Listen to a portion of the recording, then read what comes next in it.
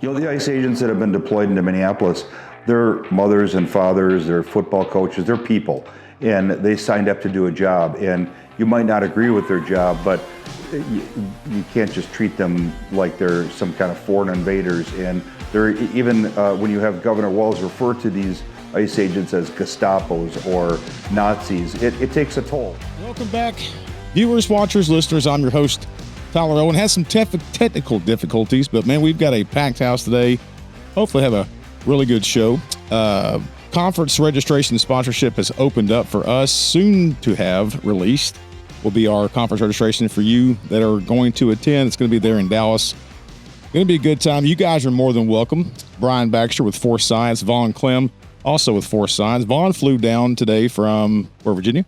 Yep. Flew in. You're going to flew back today, and man, I appreciate you coming down. Yeah, of course. Brian's just up the road. He's an old Texas boy. It's not far for him, but just 3 hours. Yeah, it's just a little short trip. Yeah. Well, we do have a special guest in the house today besides Force Science. I made a phone call Friday to the Minnesota FOP state president and said, man, what in the hell can Texas do to help out the messaging with everything going on in Minnesota and Minneapolis? And I was put in contact with the state spokesperson for the FOP chapter of Minnesota and also the Lodge 6 president, Kevin Rofidal. Right? Yep. Did I pronounce that correctly? Yep, that's good. And he jumped on a plane quickly and came on down to Texas. We're going to hang out for a couple of days and kind of go over some things. But, man, you've got an interesting story, and you're going to talk about some current events that are going on right now in Minneapolis. And, it's really important for you to be here, and we greatly appreciate it. Thanks for having me. Yeah, man, for sure. It was a tough decision, 10 degrees in Minneapolis or come to Texas. Yeah, it's 70 degrees today, and it's probably, 48 tomorrow and back and forth. But anyway, us together are going to have this joint conversation about what's going on in Minneapolis. Let's kind of kick off. Vaughn and Brian, for those that don't know, have been on a previous episode to give their backstory. Vaughn was a Topeka, Kansas police officer, and then Brian Baxter is a retired DPS trooper. What was your rank when you left? I was assistant chief. Your assistant chief, pretty high up there with DPS and their training division now as the chief executive officer for Force Science. So anyway, I cannot thank you enough for coming on today. And let's kick off with kind of your career and how you got started to where you're at today. You're retired now, but you're also the Lodge 6 president. So let's kind of go back to where you started in your law enforcement. So I started as a police officer in Farmington, a little small town just south of Minneapolis, for 2 years. Then I went back to Edina where I'd grown up. Became a officer and eventually retired as a sergeant. I worked canine, worked SWAT, training, just different stuff at Edina. Edina is a first-ring suburb of Minneapolis and about 50,000 people. So pretty good size. It's decent size. It's a very affluent community, and so like a lot of our criminals are from Minneapolis, St. Paul, and they come out to Edina and commit the burglaries and the fraud and all that kind of stuff. Yeah. As we say, the crime does not have city limit signs. So if they're going to commit crime over here, they're going to go into your city and do the same thing. What prompted you? Were you always involved with FOP in the leadership aspect? I was. Years ago, we had 2 officers that were wounded real bad. They helped us with the fundraiser, and I really saw the value in the brotherhood and sisterhood. It's funny you say that. It's almost like you don't recognize the need for it until you see it yourself firsthand, right? And I think that's a lot of us have had situations, whether it be with DPS or Topeka, whether it be legal defense or just the fact of needing an association to step in when an officer is critically injured or injured severely. That's when you kind of step in to see the benefit of uniting and being part of that association. Because let's face it, we look at it now from a legal perspective of having legal coverage, but FOP wasn't really founded on that. It was founded more on the brotherhood and being there for each other in times of need. And that's kind of what it sounds like what kicked off yours. Exactly. So you are the Lodge 6 president. You were boots on the ground during the 2020 George Floyd riots and protest. Let's talk about that real quick, because I think it's a good segue into what's going on today in that environment. Kind of give us an idea of, man, what it was like day in, day out. Us being in Texas, we tasted some of it here, especially here in Austin, but we weren't near as involved, or it wasn't as serious as it was there in Minneapolis. Well, it's certainly not a proud moment for our city in terms of the politics with it, but also just some of these restaurants, and Minneapolis was kind of a nice place to eat and dine, and now it isn't. And a lot of these places have closed, and people are out in the suburbs and stuff. But during the riots, we were working, till 4:00 in the morning, and then come back at 8, and basically did that for a week. And at some point, we were concerned about our city, and so we did not go into Minneapolis and help out much because we're being a first-ring suburb. We were having a jewelry store looted. We had a bank looted, a pharmacy. We had a vehicle dumped with bloody clothes and windows shot out and looted stuff inside. And so we had some of our own problems, and our city did make it very clear, like, whatever happens, we don't want that to happen here. And so we had detectives driving in unmarks, and we had SWAT and on standby, and so it was a challenging time. And so we did have a lot of interaction with the officers that were in Minneapolis. I remember Edina is only a few miles from the 5th precinct the night it was surrounded, which would be the night that it was the night after the 3rd precinct burned. And I remember hearing the radio traffic when they were escaping out of the precinct as it was on fire. How would it feel? I mean, you're in the neighboring. Has it always been that crazy? I mean, I mean this lovingly. Austin's always been historically known as a very political city, or a city that's always been different than the most, across Texas. Has it always been like that across the state, or did you see a change in the culture from when you started to where it is now? Well, it was a huge change. And I remember when I retired, I was telling the young officers, like, it feels like the 60s, even though I wasn't a cop during the 60s, I wasn't even alive, but just buckle up and ride through it because it's going to get better. And I think in 2020, we had a whole generation of young people that never knew what it was like to be scared. They didn't know 9/11. If they were even born, Right. They were too young to remember it. And so I think people were feeling a little emboldened. And then all of a sudden, when they're scared for different reasons, now it's for riots, the tone changed a little bit. And I think in the areas where you appreciate the police, it increased in that appreciation because these people were scared. But then also in the places that were hostile, that increased and the rhetoric increased. So, yeah, let's go back, because I still have, and this is probably not a popular opinion to have. You look at the George Floyd situation, look at the officers that were involved, and it looks bad, right? I mean, it does not look good on camera. But you go back to his training, and you go back to the situation, and I always ask myself, had he not resisted, it probably wouldn't have ended the way it did. Fair enough? Vaughn, you're a use of force expert, and I'm not going to go too much detail about that specific case, but when an officer receives that kind of training, how could that affect in the courtroom? And I'm just trying to wrap my brain around the fact that what DA in their right mind would prosecute a cop for receiving training that ultimately later on called some kind of asphyxiation. Yeah, so there's layers on that. We don't know. Yeah. And if we could segue into something else, but I think you hit it on the head. So to say that this guy received training consistent with that, one of the things we're looking at when we look at cause of death, when we're looking at holding someone accountable for the death of someone else, right. First thing, he's got to prove cause of death. Correct. And that's challenging. Right. In and of itself. So the next thing you look at is, if there was a cause of death, was that cause foreseeable? Was it reckless? Was there a criminal intent? And if it wasn't intentional death, was it reckless? Was it so far outside of norm that any reasonable officer would have known what they were doing was going to result in death? When we look at that, and then we look at police training, we have a really hard time saying, well, this was foreseeable. And how do you prove foreseeability, or how do you negate foreseeability? We say, well, hey, dear Officer Chauvin, how many times have you used that exact same technique? Yeah. How many people died under your knee? And if you've used that same technique 1,000 times and nobody's died, it's very, very difficult to show foreseeability, right?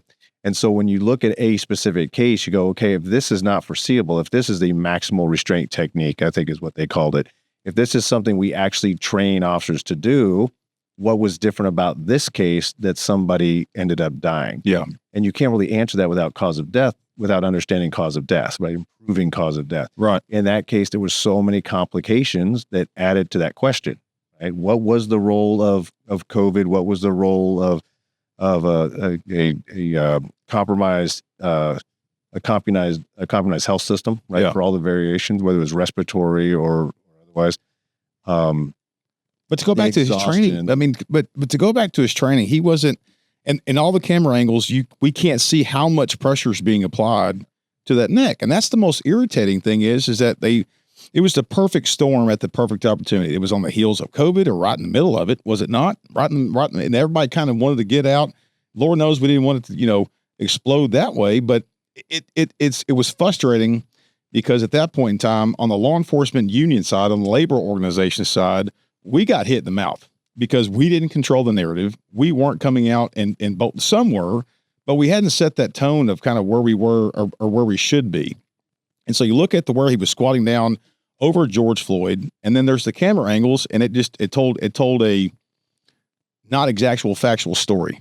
Yeah. So well, you hit that on the head. So when we investigate these cases, one of the things we're looking at is how much reliability can we put on the camera itself, on the video itself, I should say. And what we consistently start with is videos. I say videos are liars, kind of tongue in cheek, but what I mean to say is videos as features, not bugs, will capture the event different than the human eye will. They do that intentionally because of the lenses, right? So you'll get barrel distortion or a fisheye lens, which expands the scene. It's so bad sometimes you'll see a police officer pointing a gun 90 degrees from where the suspect with the weapon is because the video has stretched it so much. And we use that to kind of show people like you don't believe your eyes when you're watching a video. Yeah. We start when we analyze videos with the idea that videos, as they come off of a body cam, are not fit for the purpose of time, distance, speed, or angles. The exact thing that we're going to put it out into the community, put it in front of our executive leaders, put it in front of prosecutors and say, I need you to judge the reasonableness of this officer's decisions, which will necessarily mean you're going to be looking at time, distance, speed, and angles, crossfire considerations, where the knee placement was, how fast did you throw someone to the ground, how fast was someone running. An uninterrogated video isn't fit for that purpose. Right. And yet that's precisely what we use it for. So my initial pause when you ask the question is because we sort of have to unwind and think, okay, what do we know about that case versus what are some of the outstanding questions still? The video did not tell us enough to have an opinion about knee placement. Mm-hmm. Right? But knee placement, even if it was on his neck the entire time, would tell us nothing about whether that is something that could even cause death under those circumstances. And so I'm hesitating because I'm like, okay, well, your theory is that if it was on his neck, okay, he killed the guy. Well, that was not demonstrated. And I think if you look at a case like that, one of the things they'll look for is, trauma to the neck, and they, in that case, I think multiple autopsies, including, as I understand it, micro slicing tracheas to see if there's any even micro trauma. And I don't think in that case they necessarily were able to show the knee placement either by the video or from the subsequent forensic examination, medical examination. So now you go back to your question and why I kind of hesitated, like how does our training affect it? Well, that's a completely unrelated question. The training might have been perfectly fine. Yeah. No one showed that the training was deficient, that the training was particularly reckless, or that the training, even if applied 100% in accordance with the training, was somehow going to result in death or foreseeable death. And then I go back to my first point, which is one of the ways we show that is, hey, officer, how many times do you do this technique? And we do this all the time. And do people die? No one's ever died. You go, okay, well, then I won't say it's foreseeable that what you did was going to cause this guy's death. And so you got to then again ask and unravel, what are all the complications then that this guy died from, and what role did the officer play, and did that role rise to a level of criminal or civil liability? And the country has been having that debate ever since we started learning more and more about the actual facts of that case. Yeah. When it talks about training too, let's bring up one thing that nobody's ever talked about is medical training. And that is, in Minnesota, state law is every police officer has to have medical training and every police car has to have first aid kit. And so in Minneapolis, I know that they give them a box of Band-Aids and a blanket to cover up a body, and that's about it. And if they come in and they're already a first responder or an EMT, they won't support them to continue their certifications. They just give them the CPR internal stuff. So if you think about how much money Minneapolis has paid out in damage from the riots, but also in lawsuits, how many AEDs could you have bought? Yeah. You get them in a grocery store, you put them in a swimming pool, but they're not in the back of Minneapolis police cars. And so then the leadership in Minneapolis is real quick to point the finger at the officers, but what responsibility do they have on that? Why aren't they training these people? I know Minneapolis police officers that carry advanced medical gear out of their own pocket. And so then if you take, it's not just for cops, it's saving other lives. Take that incident out and say, how many people have died in shootings and car accidents because they didn't train, they didn't give decent equipment? And if any other agency would have been there, whether it's Metro Transit or Hennepin County, I'm sure they would have pulled out an oxygen bottle and an AED, and that whole situation would be different. So, you got to look at that part of training too. And that's on leadership, and that's on the city leadership, that's on the police leadership. Well, and I think that when we all started, and I don't want to name anybody's age in here, but I think that the American police officer in this current time, right now, the ones that are graduating today are the most trained in our profession that have ever been. Agreed? Mm-hmm. Because of mistakes that we've seen with other departments and other law enforcement agencies and other things that have transitioned or gone on before us. And I think that if you don't evolve, then you're not progressing. And I think the current American police officer is the best trained for different situations. That's just my personal opinion. It's interesting because a lot of if we thought those situations resulted in good training, now that's another part of what we focus is, are they getting good training? The topics of training have certainly expanded. Correct. So they're doing implicit bias, they're doing de-escalation, they're doing, and a lot of these responses or reactions to some of these big events certainly have flooded the countryside. Mm-hmm. One of the things that we would note is when we talk about honest accountability and training, that if you're going to hold an officer accountable to this new training, the training has to be something that is capable of not just being retained for an exam, but it needs to be transferred to the operating environment. So if we look at, for example, communications training, de-escalation, and persuasion, right? 3 different types of training that we can sort of push together. We now have officers out there who will end up with 2 hours a year of de-escalation training. Now, by comparison, I was a crisis counselor and I had to have over 100 hours of supervised crisis counseling, persuasion, communication training to talk to someone on a phone, right? And that was in crisis. And so, yes, I do agree that today's police officers have gotten a much broader range of training. One of the things we're really focusing on, and it's agency by agency by agency, because some of these agencies are doing phenomenal work. I mean, they're really invested in it. And so we're looking for what are they doing and ensuring that, hey, this is a topic that we're all having to deal with now. And so we want to make sure all the agencies are getting, I won't call them best practices, but are getting good training that allows us then, to your point, hold them accountable for their performance on the street. Yep. So I use de-escalation because it's one all the time where, we're like, well, the officer should have de-escalated. Well, that sounds great. It's like a sort of a magical incantation. There's some magic words you say, and the expectation is that de-escalation for cops is a choice. You either chose to de-escalate them or you chose to use violence. Well, we know that's not everybody's able or willing to be de-escalated. Right. And not everyone even has the skill set to de-escalate, because when we're told the officer should have de-escalated in court, because, I was a cop in Topeka and then I became an attorney, for those who don't know. And now I'm a litigation consultant. So I've been an attorney. Someone asked me the other day, why do you call yourself a senior attorney? And I was like, I guess that's a great question. I said, maybe because I've been doing it for a while. And she goes, what, since 2002? I thought, is that not long enough? Yeah, I was like, can I be an intermediate attorney? I mean, what's that? Right. But when we're looking at this from a litigation consulting standpoint, and I'm in court and they're saying the officer was reckless and decided to use violence instead of de-escalating, we have to pull them into the deep waters of those type of subjects and say, okay, well, let's look at his de-escalation training. Oh, looks like he gets 2 hours a year. Can we as a community actually hold an officer accountable to failure to de-escalate when his skill set is built on 2 hours a year? Yep. And so, yes, I agree. There is a lot of phenomenal training going on out there. We hope we're providing some of it. Yep. But I will agree wholeheartedly that the breadth of topics that they have to understand and know is much more than what we ever had to.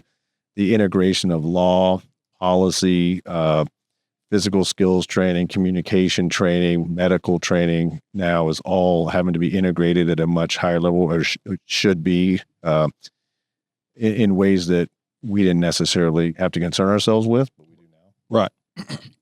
I did want to touch on something. Speaking on the heels of training, right after the George Floyd situation happened, Minneapolis, Austin, a lot of cities across America went through a defund stage. Okay. And then you look at the aspect of that some looked at his training as that resulted in George Floyd's death. That's argumentative, or that's arguable that did not happen. But what was frustrating again was that now you had on the heels of all the riots in George Floyd, now Minneapolis comes in and defunds. So does Austin. So does what other cities across America? I think San Francisco was one of them. I can't remember all the cities, but to your point about training and equipment, what was the morale like there in the area of Minneapolis? You've got this pile of rubble that's been left from all these protests and riots that went on for several weeks, if not months, and then they come in and defund them. What was the morale like after all that took place?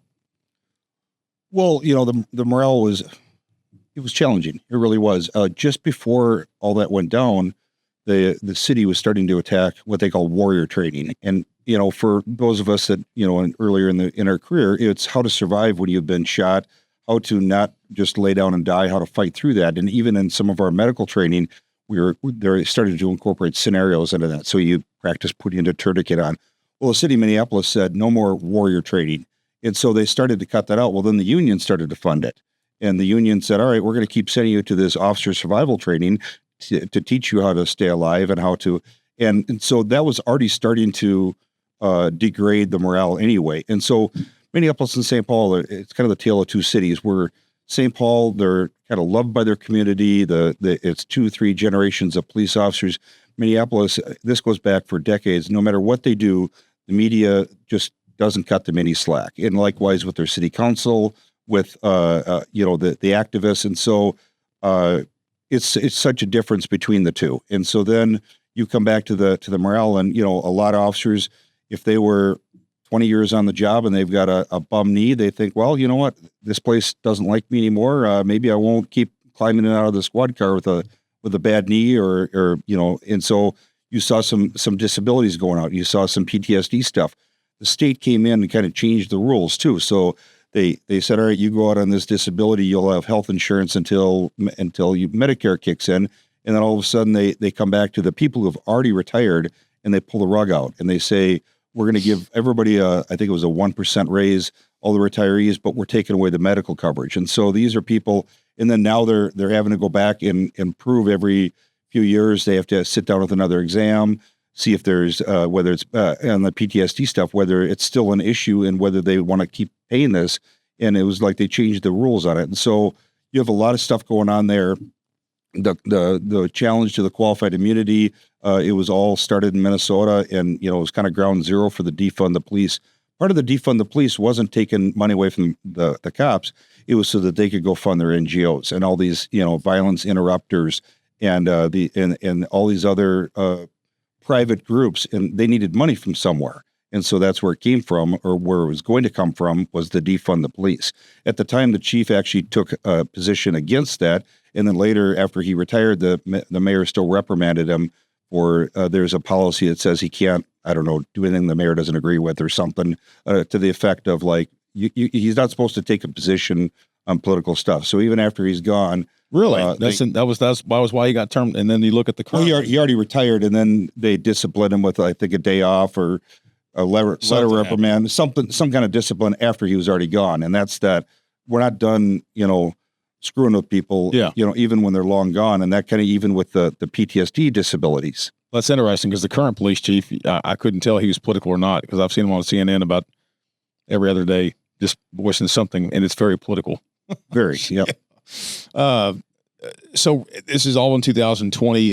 It seems, things were kind of bouncing back, and it did take some time, every bit of a year. I mean, well, I say that you had the defund movement, but it seemed like Minneapolis Police Department began to, things were kind of working their way out. Agreed? To some extent. I think a lot of it was the leadership. Their federation did a good job of standing up for speaking up and saying, this is not what's happening. This is what's happening. And they've still had challenges, with hiring. The city of Minneapolis has done nothing with the third precinct. So here we're coming up on 6 years. It's a shrine for them. It's a burnt out building with a fence around it that they can, the third precinct, instead of having the officers working in that neighborhood, they're coming from downtown. And so the people who hurt are the residents there.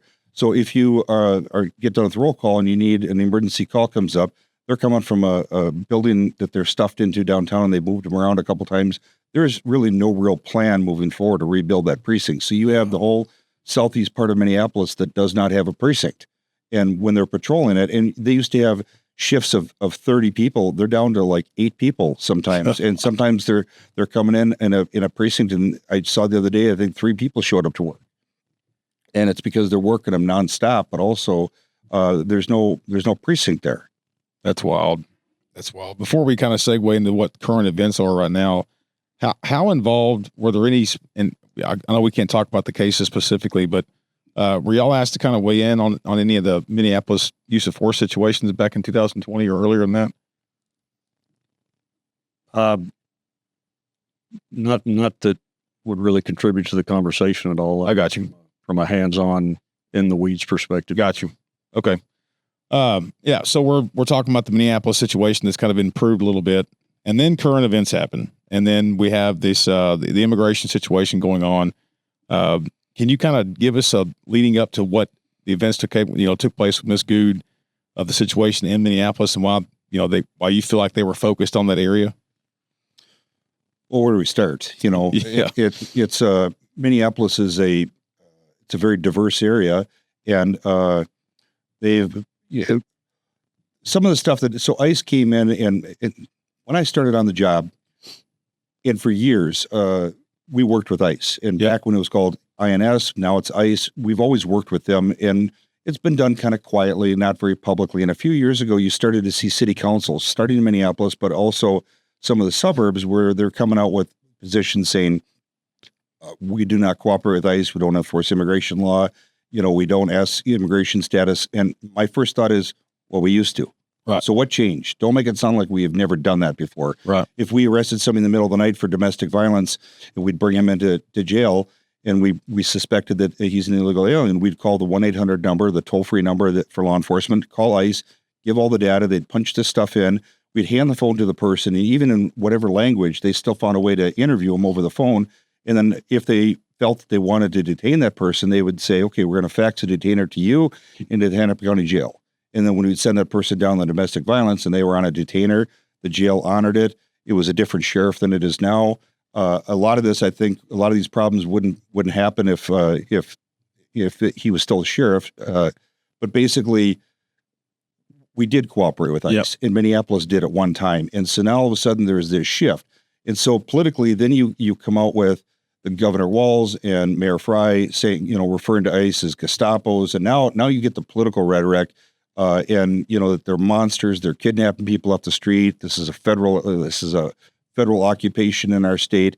And so as the hostility ramps up, and the governor did this in 2020, and the mayor did this. I remember in 2020, the night after the third precinct burnt down, finally the news people, and even the left-leaning news, was calling him out saying, where's the mayor? Where's the mayor? And finally the mayor comes out for a press conference, and he looks like he just got woken up on the couch, and his hair is kind of, and they, one of the very liberal reporters yells out to him, says, what's your plan, Mayor? And he says, plan for what?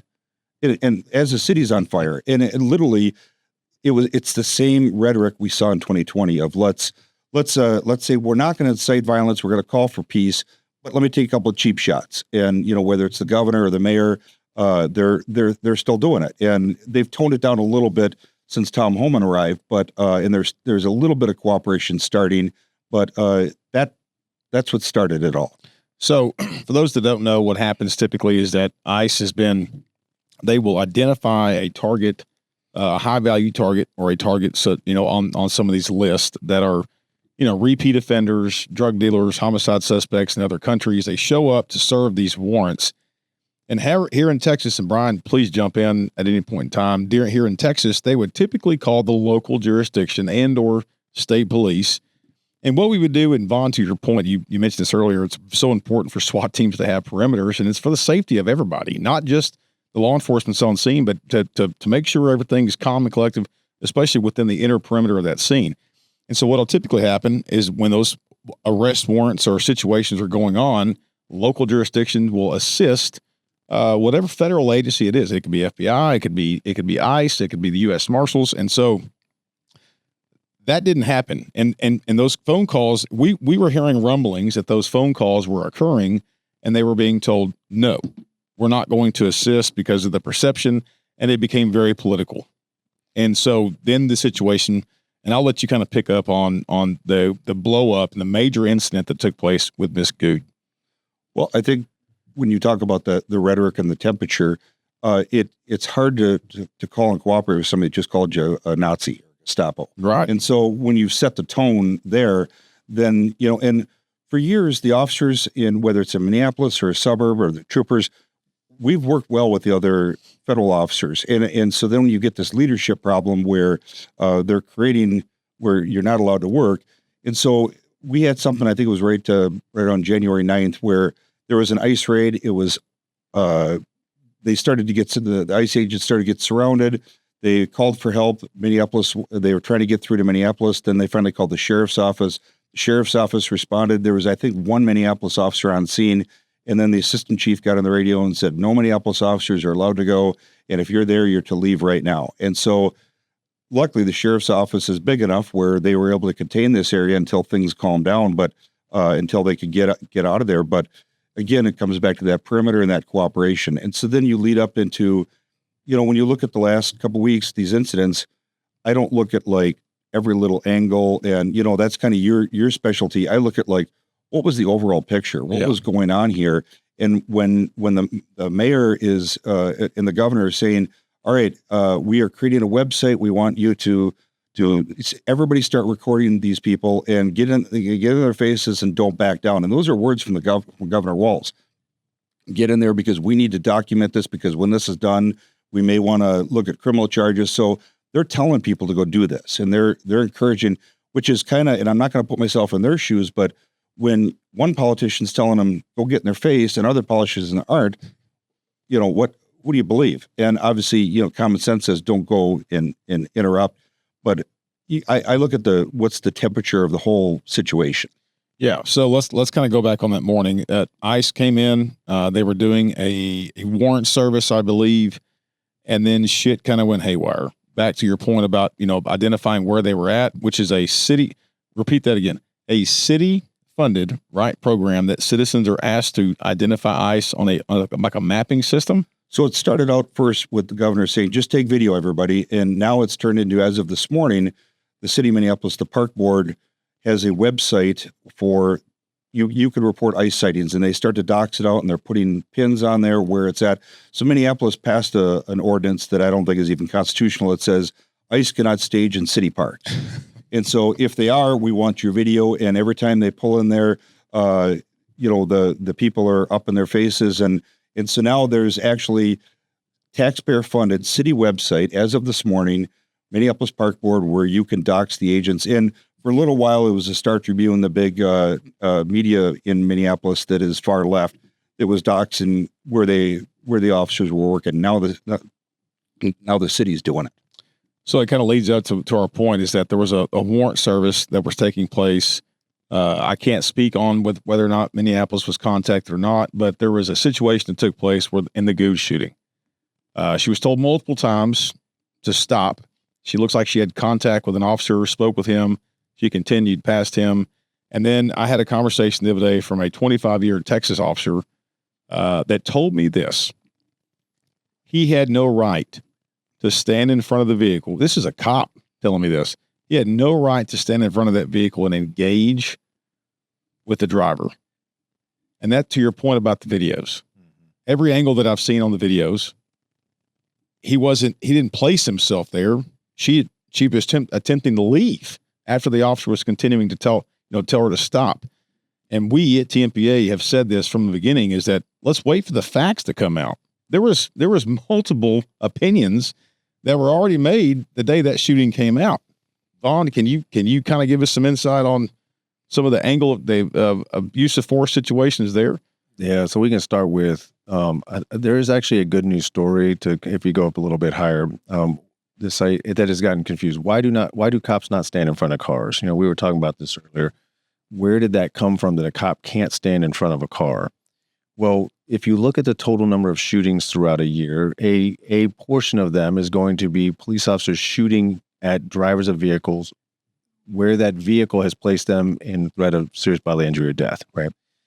And so over the years, if we look back in LA, a good friend of ours, Greg Meyer, was actually in charge of a task force to reduce the number of lawful police shootings. And that is the critical part that people keep forgetting. We have been training cops to not stand in front of cars for officer safety reasons. We've trained cops to not stand between their patrol car and the suspect vehicle because it backs up for officer safety reasons. We then started training cops to, when you can, when you have enough time and you've thought about it, prioritize getting out of the way of the car because, one, we'd like you to not get hit by the car. That's an officer safety thing. But it also meant that we understand that you could legally shoot that driver if that driver poses a threat of death or serious bodily injury, but we're going to do what we can on our end to reduce the number of those lawful shootings. Well, over time, it started to be, well, we're going to write that into policy. We're going to not just put it in our training, we're actually going to write it in policy. We're not just going to prioritize it from an officer safety standpoint. We're going to put it in policy, and then we're going to communicate to everybody, hey, look, we've reduced the number of police shootings of vehicles, which is a good news story. Yep. That good news story, that effort by law enforcement to be adaptive, to say, look, I can't control the number of people going to try to run over cops, but to the degree I can get cops to jump out of the way faster rather than shoot, we're going to reduce the number of lawful shootings. There may be trade-offs to that. All tactics are risk, benefits, and trade-offs. So people are immediately thinking, you could legally shoot them, but you're not required to. If there's another way by which you can get out of the way, we're just asking you to consider it when you can. It's the sort of thing where they talked about shooting someone in the leg. Cops are always like, well, I'm not legally required to shoot them in the leg, but if there's a circumstance where I can give a warning shot and I might shoot somebody in the leg, there's nothing that says constitutionally that's illegal, but we know there's a lot of good reasons. There's a lot of risks in doing it. Yeah. So it's just a tactical discretionary thing. So there's some agencies, I remember one of the chiefs, former ICP president, he was teaching his agency that, hey, warning shots are okay. They're not illegal. That's all he was saying. They're not illegal. So if you want to shoot somebody in the leg or give a warning shot in the right circumstances, I'm just telling you, you have the authority to do that. But then everyone jumped on him and said, oh, he's teaching warning shots. He's teaching people to shoot people in the leg. He's like, no, I'm just saying it's not illegal to do it. Right? So now let's fast forward back to standing in front of cars. We've had people who have weaponized that in the way that they're saying, now if you do stand in front of a car, it's unreasonable. It's reckless, it's unreasonable, and we're going to go back to the denominator. And I'm writing an article on this right now. I was writing it on the plane last night.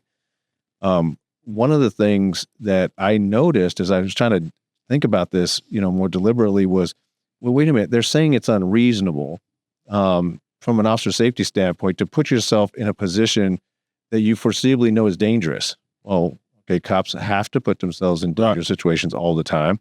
Sometimes there are tactics, particularly SWAT tactics, where you intentionally put yourself in front of a vehicle. So your officer's placement is purely tactical, which is discretionary, right? So what they start to do is they say, look, the best departments in the country train their officers not to stand there.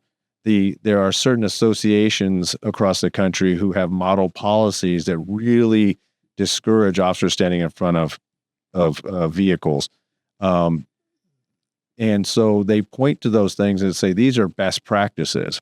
Deviating from a best practice is against generally accepted police practices, which they just manufactured, by the way, and therefore reckless. Now you see the leap they went from, we're going to do it because it's discretionary, it's good for us, and there's some trade-offs, but we're going to try it to reduce the number of lawful shootings, to now if you do it, if you stand up in front of a car, it's reckless, it's unreasonable.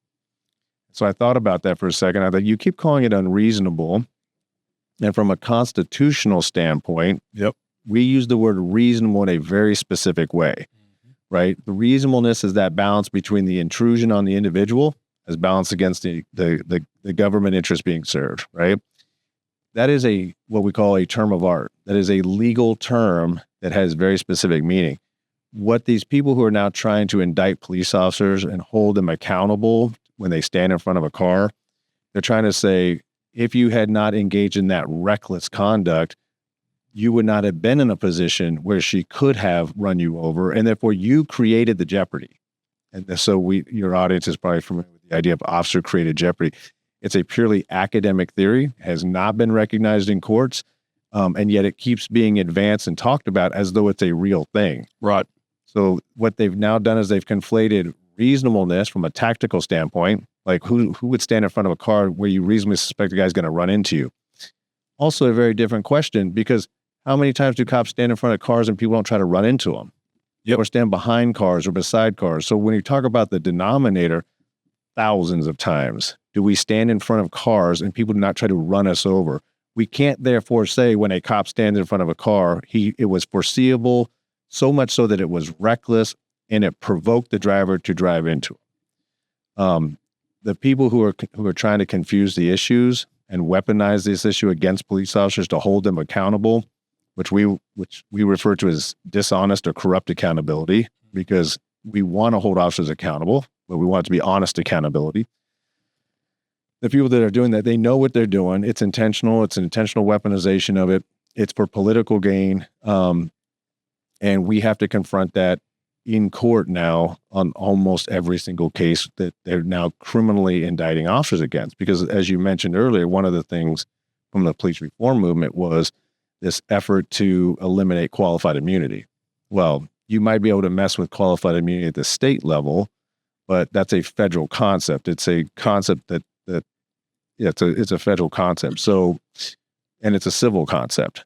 So what the academics did right around the same time, just before 2020, actually, they started writing articles like, how are we going to get around this pesky qualified immunity thing so we can hold officers accountable?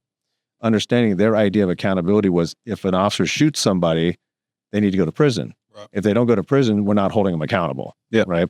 And so in our world, and in fairness to the most honest people who want to contribute to the conversation, I do understand, even in these latest Minneapolis shootings, most of the population, and I train attorneys, I train judges, I've trained politicians, they have no idea what police powers are. They have no idea what the limits of police power are. Now, a lot of civilians who've never been to law school and have access to AI and the internet are becoming pretty good lawyers themselves in their own right.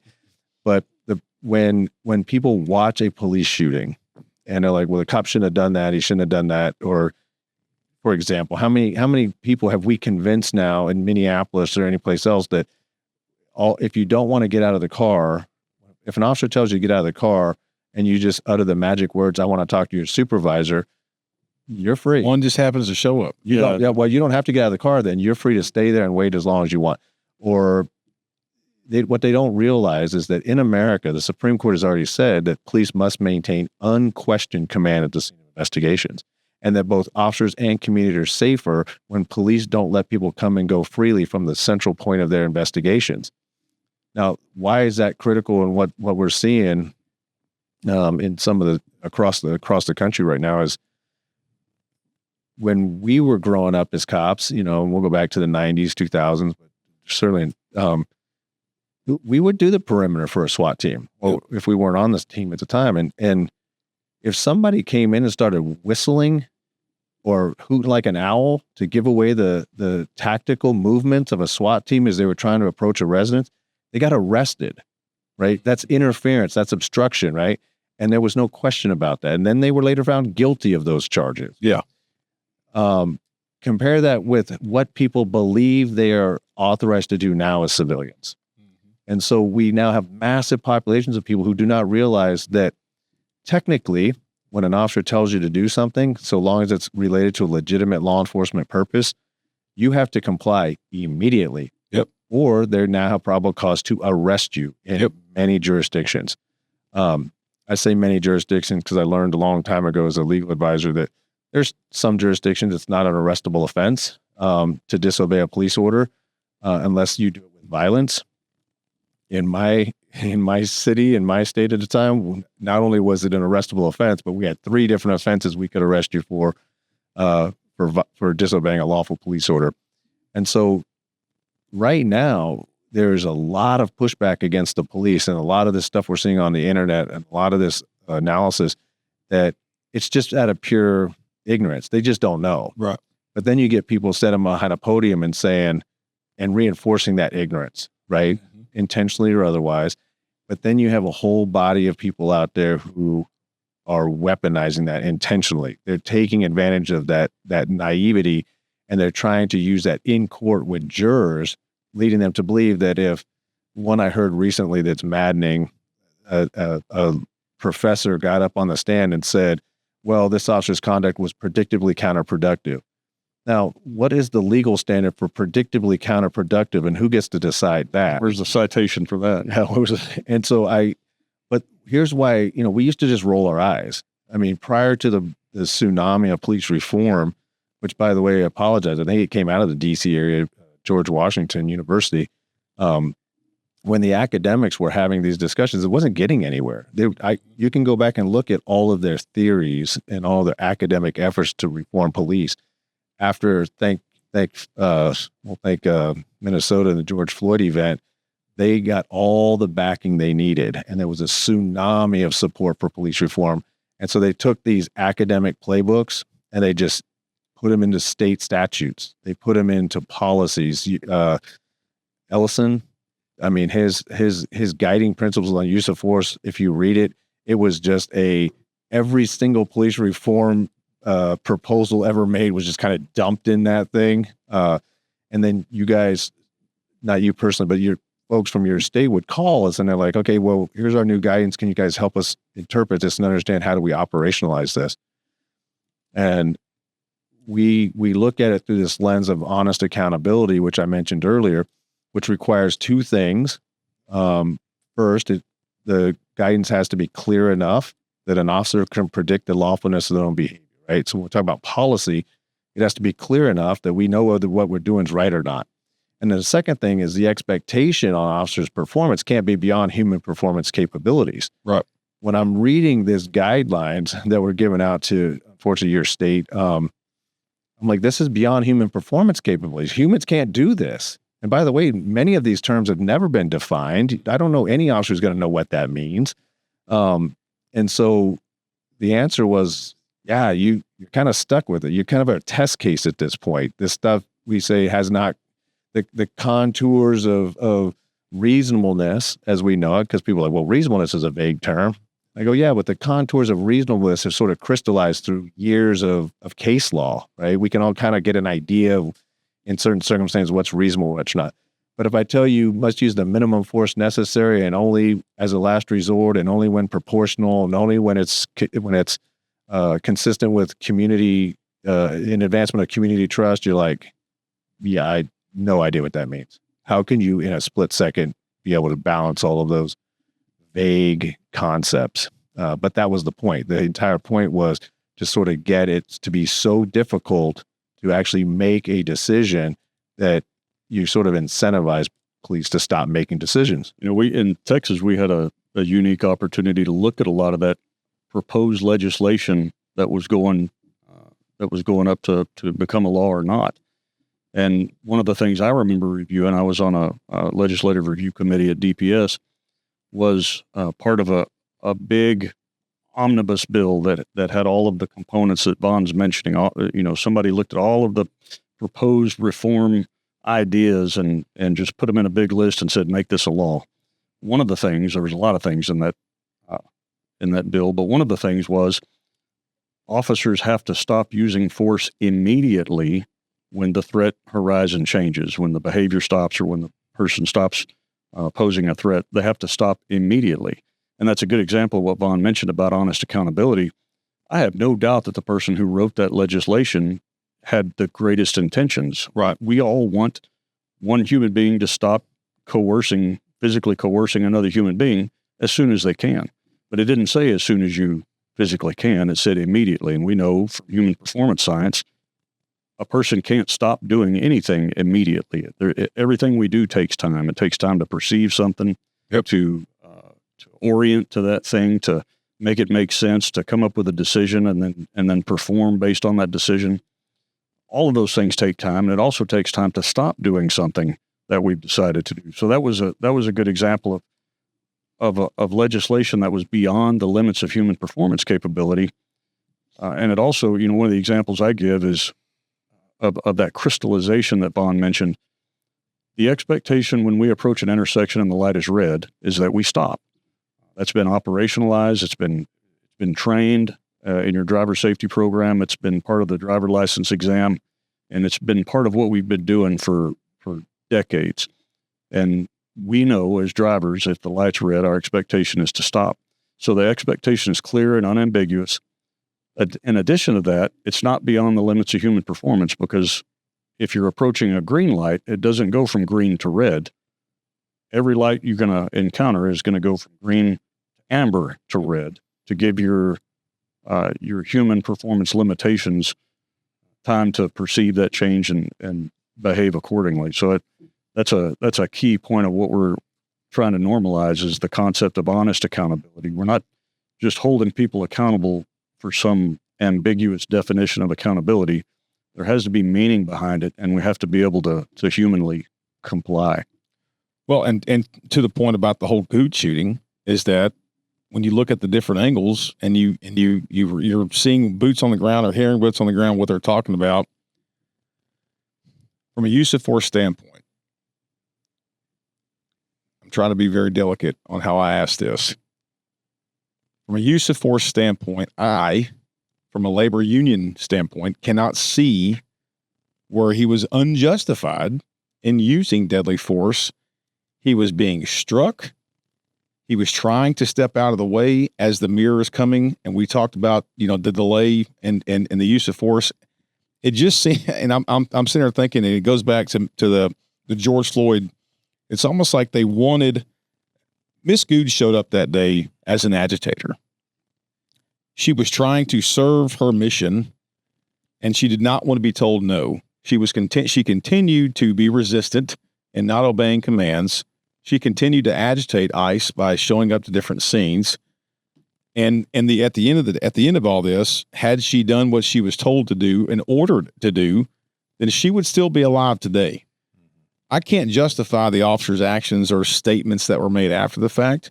Some of those can be damning, but there's a lot of emotion involved and a lot of things that are said after an officer-involved shooting that I think anybody would be understandable to, and they're making a huge deal out of that too. But I can't see from a use of force standpoint any wrongdoing on any of the angles. Yeah, you gotta. I think the simplest thing to look at is to almost take it out of that case. And the first thing is a vehicle capable of inflicting death or serious bodily injury. If you want to just do the pure legal analysis, the first question is, would it have been reasonable for a person in that officer's position? Would it have been reasonable for the officer to perceive that vehicle as a threat of death or serious bodily injury? Yeah. Understanding from a legal standpoint, which is divorced from emotion, divorced from picking a team, reasonable people can disagree, and the law recognizes that. That the judgment of a threat assessment is made in split seconds. Yep. And it's not something you do an evaluation of. You recognize it when you see it based on all your prior training, education, experience. And this guy knows the dangerousness of a vehicle. Yeah. We all do. Like that's not at all in serious question in the courts. That the idea that a vehicle poses a threat of death or serious bodily injury is overwhelmingly well settled in the law. Not even a close question. The second question was then, what is a quality of force that would be reasonable to stop that threat? Right? So those are the only two basic questions. Now, what they've added to the complication is, well, should he have been there in the first place? Okay. That's irrelevant. Right now, the courts do not concern themselves with that because also understanding this, the ones who are advancing that and saying that it's unreasonable, remember, unreasonableness has to apply in the context of the Fourth Amendment. Correct. There has to be a Fourth Amendment trigger. And we all know as cops that the trigger is a seizure, right? So if it's pre-seizure conduct, it's not going to rise to a constitutional violation. Yep. No matter how outrageous he is, he could have been saying what he wanted. He could have been engaging, whatever he wanted to do in that period, which he wasn't, it's pre-seizure conduct, right? That is not going to then you can't take pre-seizure just pre-seizure conduct and turn it into a constitutional violation because you disagree tactically. Yep. And here's the other point about tactics. It's not only pre-seizure conduct, but again, the placement of yourself, and cops know this across the board, is a tactical decision, which is discretionary. And it doesn't have to be necessary. It's by definition, if something's discretionary, it's not necessary, right? It's not absolutely required. And so they're doing that intentionally. So when the lawyers got together, kind of looked at this, were like a very similar fact pattern, you would just say, this isn't a close call. From a legal use of force standpoint, this is not a close call. And unless you start having to add, well, he shouldn't have been standing in the first place. And we noted that too. We talked earlier, he's standing to the corner, and I hate even having to demonstrate this, but her car's angled away from him. And when she backs up, she angles it towards him and then accelerates into him. So the question was, who put him in front of that car at that moment, right? But it wouldn't have mattered anyway. So that becomes a distraction, and all these distractions about want to do an after action review. But that's the problem that I've got from a labor union standpoint, a labor organization is, at what point do you think society, I'll tell you who put him in front of the car. She did. Right. And at some point, society, whether you're far left, far right, or in the middle, we've got to come out and say it, right? Had she stopped doing what she was given multiple orders, she refused. That ultimately ended her life. Her decisions, continued bad decisions by her, is what ultimately caused that use of force situation to happen. Yeah, well, what do you say caused? The courts will look at it as a subsequent intervening event. Yeah. Like, no matter what the officer did, the intervening event was the assault, right? And so there's sort of a break in that kind of causality thing.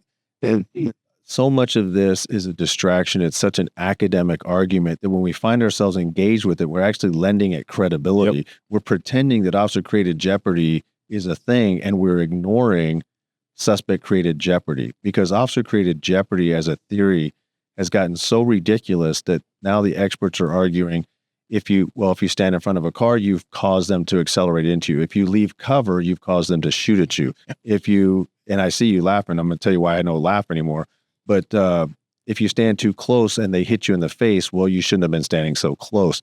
We now are sitting in criminal court with officers sitting next to us as criminal defendants, having to defend against that stuff. Yep. And the people holding them accountable are jurors who imagine that if a professor or a lawyer comes in or a police expert comes in and starts saying these things, they don't know that they're just making it up as they go. Yeah. Right. And so we start lending it credibility. Now, this is an important thing that I think Brian and I want to make very clear, because we, as trainers and as former supervisors, we think there is a massive role for after-action reviews. Yep. To look at tactics, to we have a culture of constant never-ending improvement. Every tactical engagement can be improved in hindsight. We know that, right? And that's why we have after-action reviews. What are our lessons learned from this? What we have to be very clear on is drawing a very clear line between a tactical after-action review and legal, criminal, or civil liability, right? Very different things. One should be very, very difficult to accomplish, right? And the other one, the tactical after-action reviews, where your sergeant gets to bop you in the back of the head and say, "Yeah, don't do that," right. or some version of that, right? But so again, where it gets muddied is we're sitting here trying to argue. You want to sit here and have a tactical after-action review, we can do that, and we can all sit here, and every one of us would have something very meaningful to add to that discussion. Yep. But that is not the same thing as demanding performance that is above the legal standard, which is reasonableness, right? So when I hear, well, he's engaged in conduct that's predictively counterproductive, I'm like, well, where's that in the law, that you must engage in conduct that is predictably productive, otherwise you're unreasonable?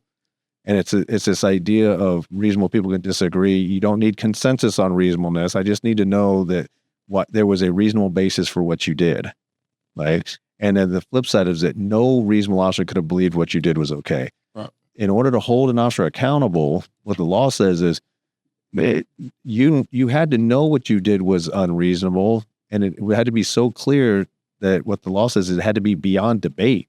Yeah. So when there's a podcast out there, Two Cops, One Donut, and their audience is really more for community members. And what they've ended up with is a nice population of community members who don't necessarily like the police at all, or certainly they don't start out that way. But they have a bunch of cops on there. We've been guests. I don't know. Have you been? I haven't. Not yet. We'll get him on there. But I've been on a few times. And what is interesting to me, and I think it's critical for people to understand, is these civilians not just have a difference about our tactics. If they talk about tactics, they have opinions about our tactics. Reasonable people can disagree about tactics and the predictability of the cost, benefits, and trade-offs. And different people can decide those trade-offs aren't worth it to me. Yep. And the cops are like, well, they are worth it to us for the following reasons. And the community is like, those are different priorities for us. That's the discussion. That's where it's robust and fun and insightful, actually. You go, actually, that's a good point. But what ends up happening is a lot of people don't understand the legal standard is one of reasonableness, and that tactics are about trade-offs, and that all of our tactics, operations, and strategies have to be aimed towards a specific operational goal, right? If you have a very different operational goal than me, of course my strategy, operations, and tactics aren't going to make sense. So to your point, when we started to see all the tsunami of police reform after George Floyd death, we were seeing a lot of veteran cops being pulled off the table. They no longer had a seat at the table. Yep. They weren't allowed to manage policy. And they were calling like, hey, I have 30 years. I've been on a policy. I'm told I'm not allowed to sit there anymore. And I said, well, and then they would start rattling off to me all these proposals and how they didn't make any sense. They want cops to do this and cops to do that. That doesn't make any sense. And I said, well, it makes sense if you understand what their outcome is. What's their goal. Yep. Right. And they all had various goals. Some were quite admirable, right? We want to just reduce the number of people get shot. Great. Right. But what we ended up seeing was there was a clear set of goals we categorized as traditional law and order interests, right? The stuff we grew up in, like common sense stuff that most Americans believe cops are there for: crime prevention, crime reduction, crime detection, efficient administration of justice, evidence collection, rule of law, all these things that we're like, yeah, that's what cops do. And they would have a very different set of goals on the other side, which was more relative to social justice issues, right? Right. And that's an important conversation. It's an important part of it's an important voice in the conversation. But if you were analyzing all these reform proposals through the lens of traditional law and order interest, they would make no sense to you. If you analyze those same proposals through the lens of social justice outcomes and social justice goals, then they make perfect sense. And so that's what I love about some of these, what we're seeing in some of these riots and protests, is they are angry. They are righteously indignant and righteously angry in their estimation, because what the cops are doing is wholly inconsistent with their worldview, wholly inconsistent with the set of goals that they believe should be prioritized. And we sit back and we like, well, these are just traditional law and order goals. These are just tactical responses we've been doing for decades. But they don't know that. They don't know the history. They don't know where they're at politically. And that's why I think that's what makes it actually more dangerous, because they think they're the good guys, many of them. And I think you could probably point out I think the most sophisticated approach to that is that not all of the activists have the same motivations. There's a variety of motivations that we're seeing out there, some more righteous than others, but they're all there together. Well, and speaking of activists, this kind of spurred up the Good shooting, stirred up some activists to frequently go up to Minneapolis to stir the pot, to be agitators. And this last shooting, I've seen video of 2 hours before the shooting, and then I saw the shooting itself.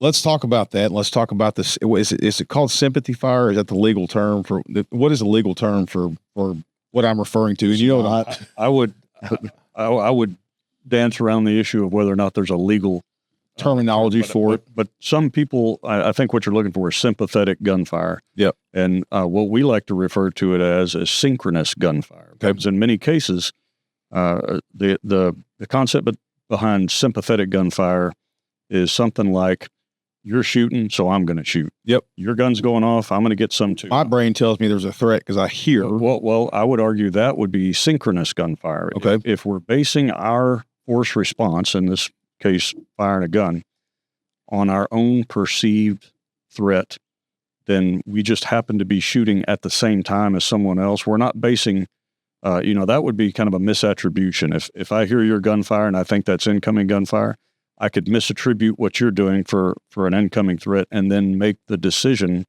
to return. And I don't know that to be the case. I haven't seen any official documents. I'm certainly not applying this to either the Pretty or the Good Correct. Shooting. I'm just discussing the two concepts. And the reason I'm splitting those hairs is because when we say sympathetic gunfire, it sends the message that one cop is shooting just because the other one is. Right. You're shooting. No, you're by right. God, I'm going to shoot. 100%. So synchronous gunfire means they're shooting at the same time, give or take a half second or a second between start times. And then their decision to shoot is based on perception. That perception can sometimes be based on a misattribution. Gotcha. We've got some cases that we use in our studies where an officer is offset from another officer who's firing, and the second officer sees muzzle flash, sees glass break, and sees smoke, and interprets that as incoming gunfire on his partner. So he returns with deadly force. That's synchronous gunfire. He made a decision based on what he perceived, although what he perceived was misattribution. Right. Well, I think what's critical and what Brian's talking about too is the law allows you to respond to apparent threats. You're not required to only respond to actual threats because it's a reasonable belief standard. Correct. So if you're doing a threat assessment and then your buddy fires, is it reasonable for you to infer that his firing meant he also saw something that threatening, and that's the final straw you needed to complete your decision? It would be absolutely reasonable to consider the fact, on top of everything else, that your partner also perceived it and fired. Yep. So that's asynchronous and also incorporates the fact that he fired. And the law allows for that because it's an apparent threat standard. The other thing is, if it was your officer's fire and you thought it was from the suspect, as Brian described, the law also allows you to respond to that. You are later, after the fact, determined that it was inaccurate, right? However, the law doesn't require to respond only to actual threats. It actually responds to reasonable beliefs and apparent threats, of which, and I think the example I had to use with an attorney the other day very quickly was a guy is coming out of the car, officers yell out of a van, it's a crash. So one officer is stuck on one side because he can't get through the crash, the other officer on the other side, and the driver sneaks out over the back seat and gets out the back. They thought he was trapped in there, so they had him contained. He goes in the back seat, comes out the back passenger door. But he comes out, and now this officer doesn't see a gun, but he hears them yell, "Gun, gun, gun, drop it, drop it." Is he allowed to infer that the guy has a gun? Yes. Right? Now, so the guy is walking back. He starts sprinting back to the back of the van to intercept a guy who he now reasonably believes has a gun, was just previously involved in a shooting. The officers on the other side start shooting the suspect. So now, can you also add to the fact that, does the guy still have a gun? Is he an armed threat? Does that actually on the scale add to reasonable belief that other officers are now engaging him in gunfire for a gun you haven't seen, right? He runs around the back. The guy's back is facing him. The guy is still upright and he's still fighting. And this guy puts rounds at him. Well, what the officer didn't see is when the other officer shot, the guy had spun and dropped the gun. So he's actually shooting an unarmed guy at that precise moment. And the question is, could a reasonable person had a reasonable belief that he was presently armed and dangerous? And the answer was overwhelmingly yes. And the flip side to that is, the officer who doesn't have the perception of the weapon being taken out of the equation, let's not even talk about the second weapon that could be present. Right. The one that was obvious has been taken out of the equation. The officer who has that information available stops shooting, decides not to shoot. So it's equally unfair to say and unreasonable to say, because this officer who was on the same scene wasn't shooting, Right. that it's unreasonable for this officer to have been shooting. But hell, the scary thing is at what point we've mentioned the word reasonable, but a reasonable person. And I go back to some of these lunatics that are up there, these agitators that are in Minneapolis. Some of them aren't reasonable. You know what I'm saying? And I've always kind of thought that jokingly to my mind, but I mean, at what point society itself is like, what a reasonable person. Well, that's subjective in itself. I mean, honestly, let's just call it what it is. But anyway, that's just reasonable. Reasonable is supposed to so the difference between reasonable and honest. So reasonable is supposed to be an objective test. You have a belief. Is it reasonable? Is dependent on whether objectively you had reason to believe it. And you added a third use of reasonable, right? So earlier I said there's Fourth Amendment reasonableness, that there's tactical reasonableness, and then our own law says a reasonable belief, meaning is there objective evidence. So that is a third way that concept is being used. yes. And kind of all married together to answer that one question: was the threat assessment constitutionally reasonable? Right. Versus was the use of force in response to it constitutionally reasonable? When situations like this happen, like the George Floyd effect, the Ferguson, it really scares me because you have these young officers out there that are scared. They are aware of the situations going on a national level.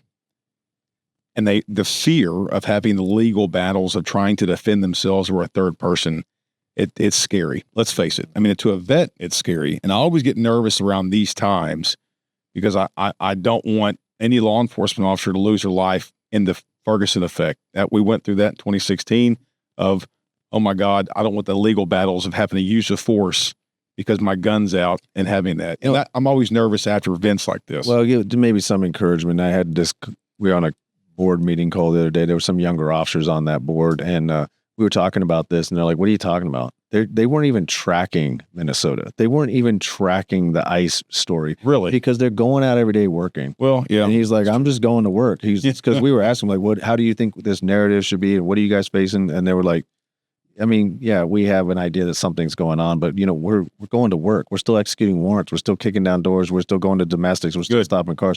And that's what I thought. I was like, well, good. That's awesome. Good. Yeah. And I even laughed at the George Floyd one the first time because I thought, you knew it was intentional and you knew it was political, maybe not in Minnesota, but as the national epidemic, because I'm like, I'll use Topeka. Why on earth does Topeka, Kansas care what happened in Minnesota? I would if you're the police leader in that, well, you go, yeah, that we don't have that technique here. Any other questions? Like, yeah. it's like, you know what's crazy is that just the other day, just down the road, just south of Austin, a search warrant was being conducted on a narcotics house in San Marcos. Okay. And because their tactical unit or narcotics unit was wearing a semi-green colored uniform, agitators showed up at this 2-hour long. They kicked the door, made a tactical entry, they secured it, and they're conducting their narcotics investigations. And these agitators showed up. And listen, I love you being here, and we're going to help anything we can to facilitate the messaging up in Minneapolis, and you're doing a hell of a job. But that shit in Minneapolis is not going to tell. We have some political figures in Texas that are going to back us, and God help the men and women of Minnesota for having a governor that's spineless. But here in Texas, we're not going to tolerate it. And the other day we had a post kind of go viral, and all I put is that Minneapolis tactics don't work in Texas. And it was over a Dilley, Texas immigration situation. But anyway, to your point is that this is, hundreds of miles away in our situation we're dealing with in San Marcos, Texas, because people just assume that that's what's going on. And so one of the big differences, just based on personal experience, I've never lived through something like you're living through. Absolutely. What I've enjoyed through my 30 plus years in law enforcement was cooperation at so many levels, with the feds, cooperating with the state, vice versa, state cooperating with county and city, and vice versa. And, you know, Corpus Christi, Eagle Pass, Del Rio, El Paso, San Angelo, all the places, Midland that I've worked, we've always enjoyed that cooperative relationship where if we, on a crimes against children task force, for example, we're going to execute a search warrant on a child predator, we could call the local police department and say, here's what we're going to be doing in your town. Can you help? Yeah. What can you offer? Do you have any intelligence on this neighborhood? What do we need to know? What should we know? And so we had that back and forth that not only informed the operation, but it helped the operations go more smoothly. And it also gave the locals an opportunity to protect their town, to protect the people in their town. And I always thought that was key. That, you know, no data that I have behind this, but felt like it always made everything go more safely. 100%. And to your point, can you speak on real quick the current environment? You know, we're being told different things on the media, but boots on the ground intelligence. What is the police chief saying, and what is the messaging from him down to boots on the ground in Minneapolis as far as assisting ICE? Well, it may have changed today. I'm going to read something here in a second, but it's been don't cooperate. And the chief has taken the same message as the mayor. When you talk about, and it's fascinating to listen to you to kind of analyze these cases and the case law and the reasonableness. But the important thing to understand in Minneapolis, the prosecutor doesn't care. She doesn't care what the law is. Mary Moriarty is, she says, I want to be involved in this for transparency. It has nothing to do with transparency. It's time to hang another cop. Yeah. And so it's important to take those steps like you're talking about, looking at the different angles, looking at the interviews, looking at cell phones, whatever, to get a better picture. But for when you have an incident that goes down and you're 30 minutes later, the mayor's not even waiting for a press release to be written. He's already in front of a camera and you know, yelling and calling ICE names, and then it's backed by the governor. That's the environment there. And so, you know, that reasonableness is important. It's also, you know, we have to dial things back and slow things down. You know, in our state, we have a law that as soon as it's practical, they release the body cam footage in officer-involved shootings. And that's fine, except for the fact that we need to slow things down. And we need to tell people, no, you're not going to get all this data right now. You know, everybody wants their pizza in 30 minutes. They want everything FedEx. They want it right now. And if you want it, do you want it now or do you want it good? You know, do you want us to be accurate in this? And so with the boots on the ground, I'm just going to read, it was on X today. This may change things. This is Liz Collin, who's a great reporter up there. Board Czar Tom Holm announces the federal government now has unprecedented cooperation and collaboration at county jails in Minnesota. Holm announces they'll draw down 700 federal personnel, and then she goes on to say that Holman says so far they've detained 14 people with homicide convictions, 139 sexual-related offenses, 87 sex offenders, and 28 gang-related offenses. So this isn't just grabbing dishwashers. Right. This is these, and one other thing too that I know from talking to people at ICE is that they have issued final deportation orders on many of these people years ago, and they were from countries like Laos or Burma, where they didn't have agreements to take them back, so we had nowhere to send them. And now all of a sudden, those political channels have opened up. I don't know the details on it, but now they can take them back. So those are the sex offenders, the rapists, the murderers that they're going and rounding up first. And so their hearings have already been done. There's no more appeal, and it's really easy to grab them, put them on a plane, and send them, you know, to the state to process and then overseas. And so that's where it's starting. But as far as I'm hopeful with this latest message on X that some of that might be turning around.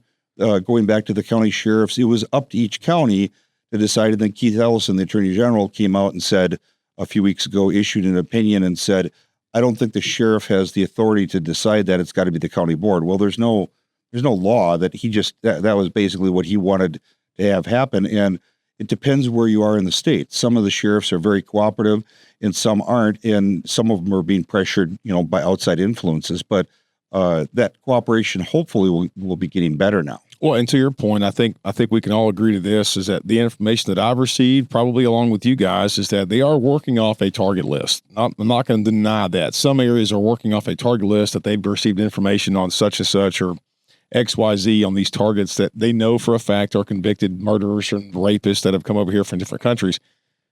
what you're hearing and what mainstream media is highlighting or focusing in on is that Pablo, the construction worker that's providing for his family, is being targeted by ICE, or they're being picked up by ICE in the droves.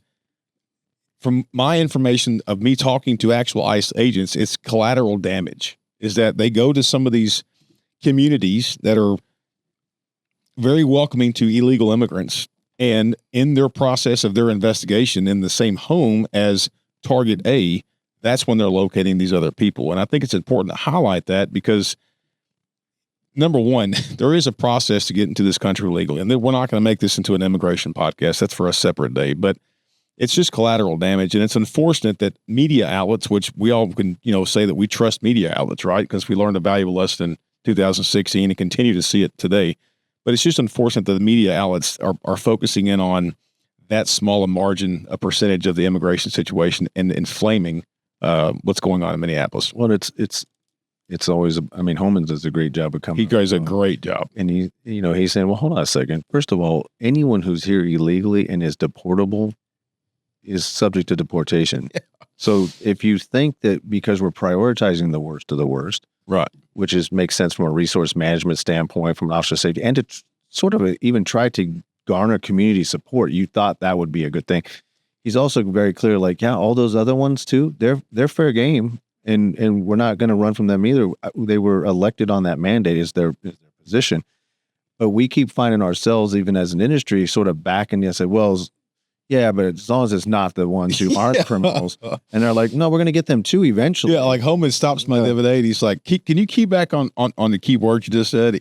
Illegal. Right. It's an illegal immigrant. They are here illegally. Yeah. So anyway, it's resource prioritizing right now. And again, it goes to the political question. If you don't agree with the political outcome, then the strategy, operations, and tactics are irrelevant. Correct. Don't want you doing what you're doing. Yeah. Right? And so the complaining is the issue is not the issue, as they'll say, we're going to complain about tactics, but it's really not about your tactics. We're going to complain about the operations, it's not about the operations.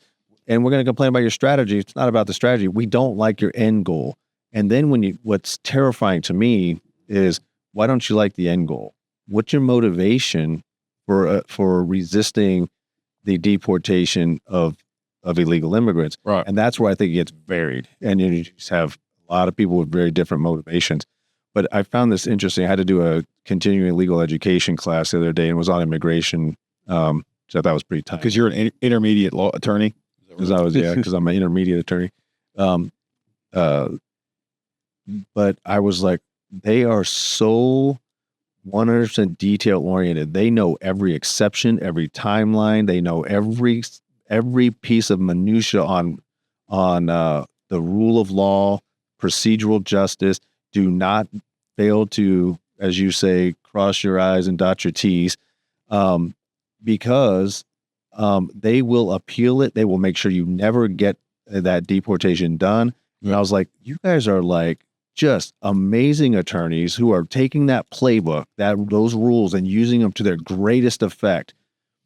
Now compare that to what they're asking on the other side, which is, I can't get you to comply with a lawful police order. Right. I can't get you to recognize we did actually get a warrant. You complained about that. You didn't like the administrative one, so we got a full, yeah, exactly. Article 3. And so I just laughed. The issue's not the issue. We're all here talking. We can talk, and you brought it up. A great point is, one of our strategies is to leave the political stuff out in the political ethos, because we don't know the motivations. Right. Because the industry itself, who we're committed to, can't agree at the highest levels. The executive leaders of our own industry can't agree with one another what should be the priorities. Well, and that's a great point that I kind of want to bring up just real quick, is that I personally, me and Brian have had this conversation here in Texas. A lot of the sheriffs, I can't speak on Minnesota, but a lot of the sheriffs run on these Republican or Democratic tickets. And it's like you process that, right? And it's the state law and federal law, it's written in black and white. It's not in red and blue. And I think we as a society have kind of gotten wrapped up into this political party affiliation, and we don't look at the law itself. You're seeing that in Minneapolis right now. It's so far left and so far Democrat. Well, then you take officers in Texas and you're like, oh my God, look at the mayor of Houston. I can't think of his name, Whitmire. because they saw a D in front of his name and he was quote unquote a Democratic senator, there was so much hatred towards Whitmire. Man, that guy is so pro law enforcement, you would not. And that's my point, is that if you're pro public safety, it doesn't matter what party you're at. And that's where I think party affiliation should be removed from any legal position across the nation. Sheriff, judge, JP, that shit should be thrown out. It's black and white. It should come down to legal and not really a party affiliation. Anyway, to make my point. Yeah, no, that's a tough one because it goes back to, even at like the judicial level, the party affiliation of your judges. Well, are you going to be a strict constructionist where you're reading, or are you going to be interpreting that Constitution in a manner that's consistent with your political beliefs? And if you're on one side, you want a judge who agrees with your political views so that they're interpreting these cases and consistent. It's true. Yeah, I mean, we're not going to have heaven on earth. No, we're not. I do in Wimberley. Just want to throw it out. I was going to say San Angelo's pretty close. yeah. But we love Texas. Yeah. So anyway, man, is there anything else? How can people support you and the lodge and the Minnesota and the men and women of your state? Just give us a follow and just share the message. I think we're starting to get more into X, and what we find there is you can find the truth if you want to. Yeah. And instead of just being fed what somebody wants you to see, you're seeing these citizen journalists, for instance, where they're going out, they're doing solid work and exposing stuff. And, we didn't have that avenue, a few years ago because the media would tell you what you wanted to hear. When you talk about the media real quick, in Minnesota, we had a situation where ICE is chasing somebody. He goes into a home under construction, climbs up really high. By the time they get him down, he's hypothermic. And the news story was, they're doing raids on construction sites. Well, it had nothing to do with the construction site, but that was the message that went out first. And then you're trying to backpedal from there to get the real truth out there. And so, we have Alpha News in Minnesota it's an online, but it's really the only place that is where I believe you can get the truth. The truth. And, the other stuff, and that's also, I think, the future of media, whether it's a podcast like this or something small. I don't think these $100 million TV stations are the thing of the future. I think it's going to be a good reporter, whether they're left or right, doesn't matter, with a good camera and a internet connection. Yeah. And, we've seen up there, even in 2020, like some of the good people that captured some of the images in the video, whether you liked it or not, were, boots on the ground coming out of a coffee shop and not a big satellite truck, Yeah. And to your point about social media, it's so imperative for you patrolmen out there, patrol officers, or detectives or anybody in law enforcement or law enforcement supporters. When you see a news story come out, or not a news story, but a labor organization or labor union push out a force science training that's law enforcement related, I'm going to tell you this right now. Social media historically has been anti-law enforcement, and we saw a shift in that about a year ago. Our social media has blown up, but I encourage you and I beg you, simply hit the like button. Don't just scroll over that law enforcement, because for whatever reason, about a year or 2 years ago, social media in general, Facebook specifically, told a good friend of ours in law enforcement that they were told to push that information down, close the algorithm on law enforcement because we don't want that getting out. And that's unfortunate. And so we collectively in the law enforcement community, if we help each other out by simply hitting the like button, dropping an emoji or a comment on one of the social media things, it helps our algorithm and spread our message.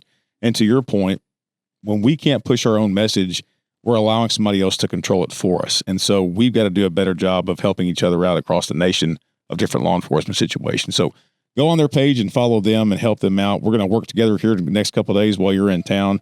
I cannot thank you enough for coming down. Thanks for having me. Yeah, we got some couple of rapid fire questions here in a minute. Before we do, Force Science Conference. Let's talk about that real quick. September 22nd through 24th at the Embassy Suites in Round Rock. Y'all have had a large number of people who have submitted to be presenters at the conference. It's going to be fascinating. What are we looking forward to? Man, I tell you, it's going to be one for the books for sure. We've got some huge names with presentation proposals that we're going through right now. Content is going to be second, and obviously the population is going to be great. We're going to have a whole bunch of law enforcement folks there. Our staff is going to be there. We're going to have 3 days of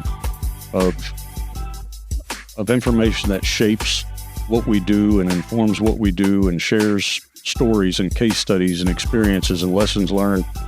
I'm excited and looking forward to it. I know we're all looking forward to it. Yeah. It is going to be the 22nd to the 24th of this September, which is coming right up. It is, man. In Round Rock. I remember when we started talking about this, it was not only in a different year, it's going to be toward the end of that year. Yeah.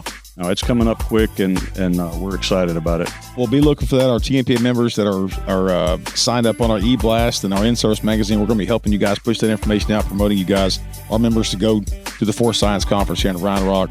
I'm sure we're going to be there in some form or fashion, whether it's the happy hour or whether it's in the conference itself. But we're damn sure going to be at the Force Science to support them guys.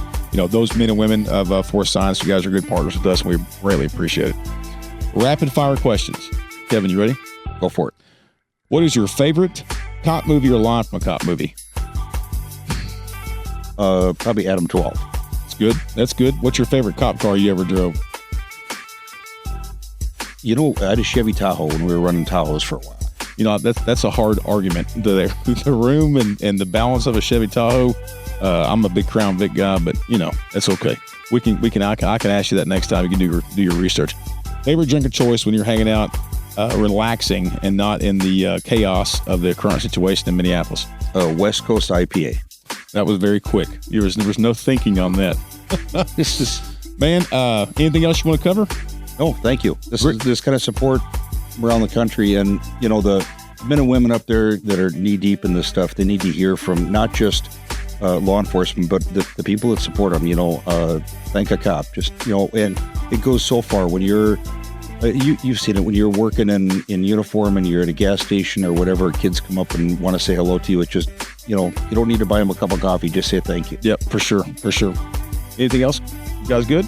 No, man, thanks for having us. Yeah. Well, sorry if we worked through some technical difficulties, and you know, I appreciate you guys sticking around for all that. So, Of course, Sam. Thank you. all right, you guys take care, stay safe, God bless you, and as always, may God bless Texas. We're out.